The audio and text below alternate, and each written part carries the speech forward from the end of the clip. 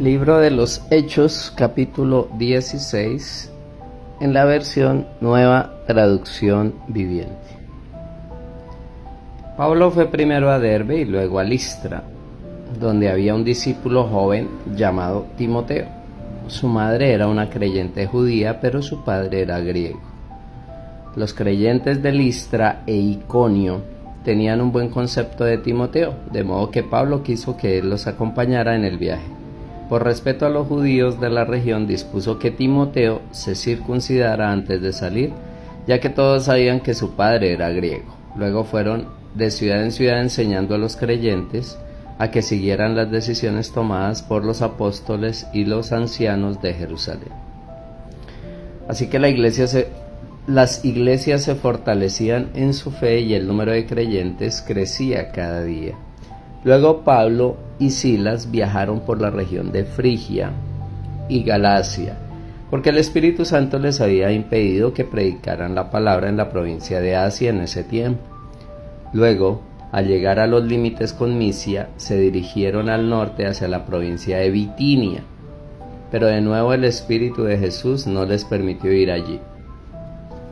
Así que siguieron su viaje por Misia hasta el puerto de Troas. Esa noche Pablo tuvo una visión. Puesto de pie, un hombre de Macedonia, al norte de Grecia, le rogaba: ven aquí a Macedonia y ayúdanos. Entonces decidimos salir de inmediato hacia Macedonia, después de haber llegado a la conclusión de que Dios nos llamaba a predicar la buena noticia allí.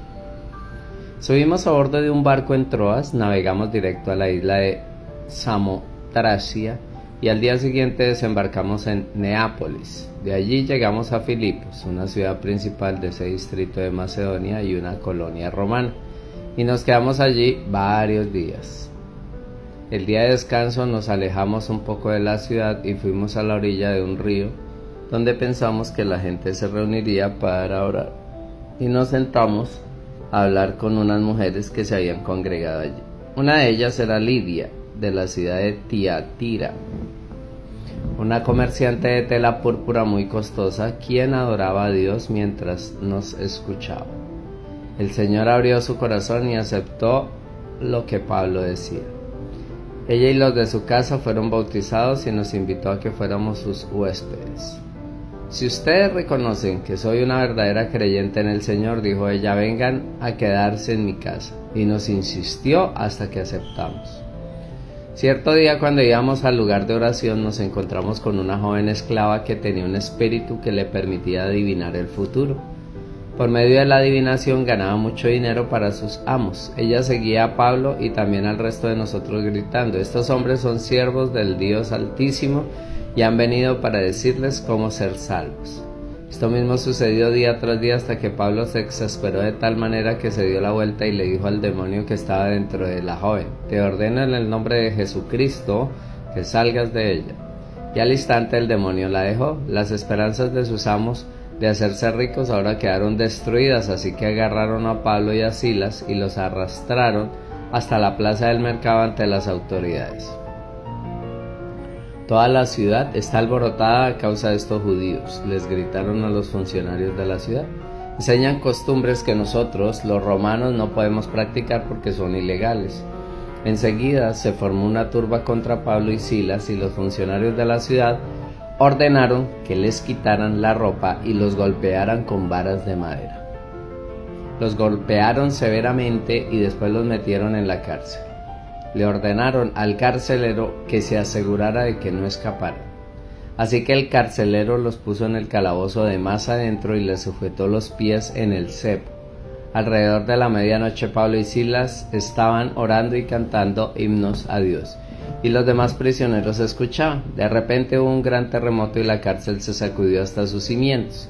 Al instante todas las puertas se abrieron de golpe y a todos los prisioneros se les cayeron las cadenas. El carcelero se despertó y vio las puertas abiertas de par en par. Dio por sentado que los prisioneros se habían escapado, por lo que sacó su espada para matarse, pero Pablo le gritó: detente, no te mates, estamos todos aquí. El carcelero pidió una luz y corrió al calabozo y cayó temblando ante Pablo y Silas. Después los sacó y les preguntó: señores, ¿qué debo hacer para ser salvo? Ellos le contestaron: cree en el Señor Jesús y serás salvo, junto con todos los de tu casa. Y le presentaron la palabra del Señor, tanto a él como a todos los que vivían en su casa. Aún a esa hora de la noche el carcelero los atendió y les lavó las heridas. Enseguida ellos lo bautizaron a él y a todos los de su casa. El carcelero los llevó adentro de su casa y les dio de comer, y tanto él como los de su casa se alegraron porque todos habían creído en Dios. A la mañana siguiente los funcionarios de la ciudad mandaron a la policía para que le dijera al carcelero: suelta a esos hombres. Entonces el carcelero le dijo a Pablo: los funcionarios de la ciudad han dicho que tú y Silas quedan en libertad, vayan en paz. Pero Pablo respondió: ellos nos golpearon en público sin llevarnos a juicio y nos metieron en la cárcel, y nosotros somos ciudadanos romanos. ¿Ahora quieren que nos vayamos a escondidas? De ninguna manera, que vengan ellos mismos a ponernos en libertad. Cuando la policía dio su informe, los funcionarios de la ciudad se alarmaron al enterarse de que Pablo y Silas eran ciudadanos romanos. Entonces fueron a la cárcel y se disculparon con ellos. Luego los sacaron de allí y les suplicaron que se fueran de la ciudad. Una vez que salieron de la cárcel, Pablo y Silas regresaron a la casa de Lidia. Allí se reunieron con los creyentes y los animaron una vez más. Después se fueron de la ciudad. Amén.